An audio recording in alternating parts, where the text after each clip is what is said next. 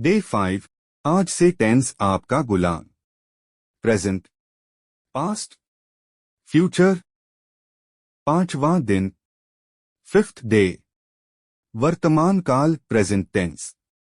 अंग्रेजी भाषा में प्रेजेंट टेंस की क्रिया को 4 रूपों में बांटा गया है।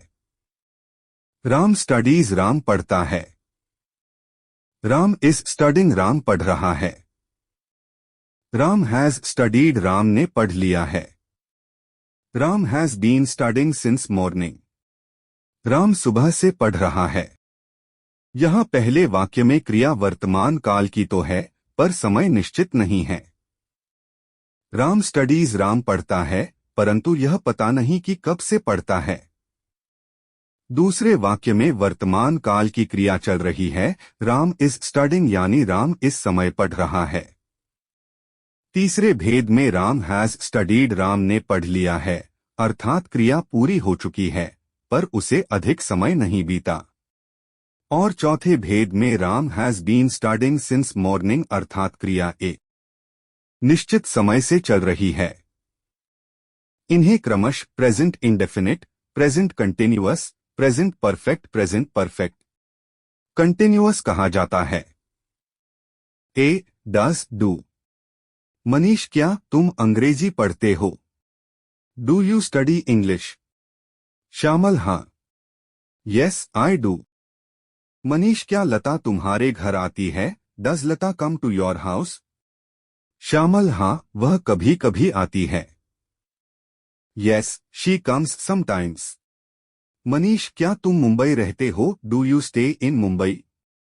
श्यामल, नहीं, मैं कोलकाता रहता हूं। No I stay in Kolkata. B is R M.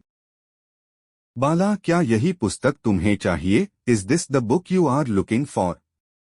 मधु, हाँ, यही पुस्तक मुझे चाहिए। Yes this is it.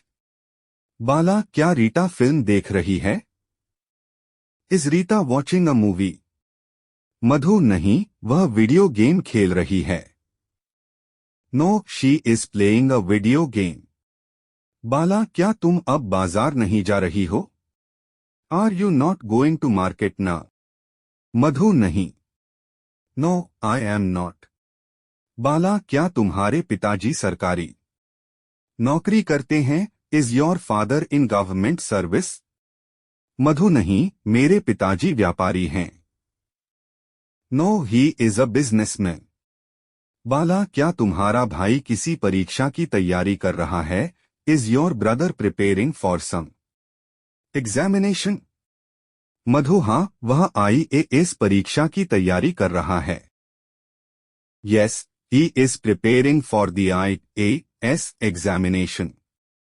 C have. Mohan, क्या तुमने राधा को कोई पत्र लिखा है? Have you written any letter to Radha? Bhanu, हाँ, यस आई हैव। मोहन, क्या उसने तुम्हारे पत्र का उत्तर दिया है? Has she replied to your letter? Bhanu, नहीं। No she hasn't.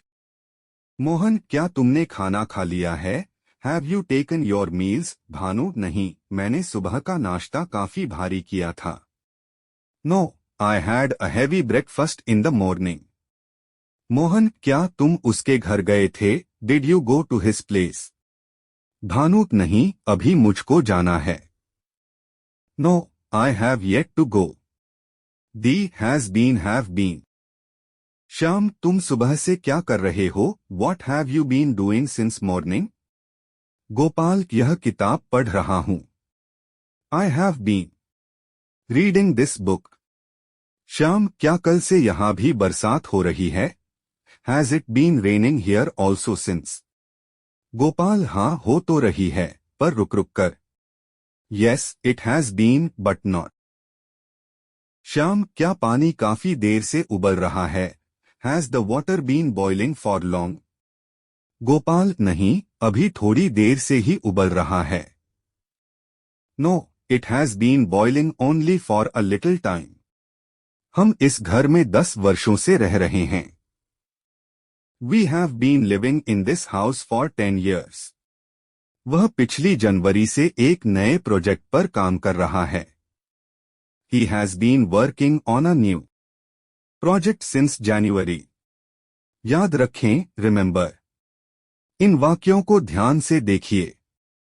You are writing a letter, तुम पत्र लिख रहे हो। You have written a letter, तुम पत्र लिख चुके हो।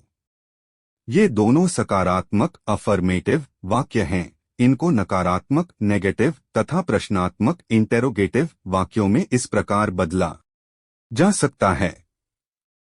नकारात्मक negative, you are not writing a letter, you have not written a letter. प्रश्नात्मक interrogative, are you writing a letter, have you written a letter. आपने देखा कि सकारात्मक वाक्यों को नकारात्मक वाक्य बनाने के लिए सहायक क्रिया आर, हैव के बाद नॉट जोड़ना पड़ता है। इसी तरह प्रश्नात्मक वाक्यों में सहायक क्रियाएं आर, हैव वाक्य के शुरू में आ गई हैं।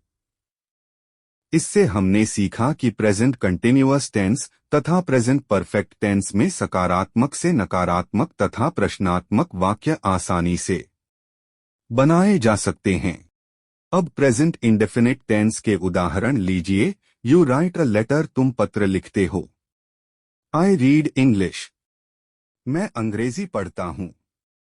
अब इनके नकारात्मक तथा प्रश्नात्मक वाक्य देखिए।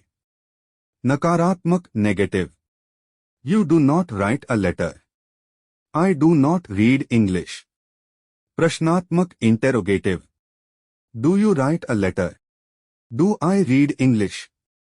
इस टेंस में डू या डज जोड़ा जाता है, तभी नकारात्मक या प्रश्नात्मक वाक्य बना है। आई डू का प्रयोग बहुवचनकर्ता के साथ और डज का प्रयोग एकवचनकर्ता के साथ होता है, पर तथा यू दोनों के साथ डू का ही प्रयोग होता है, डज का कभी भी नहीं। Please do subscribe.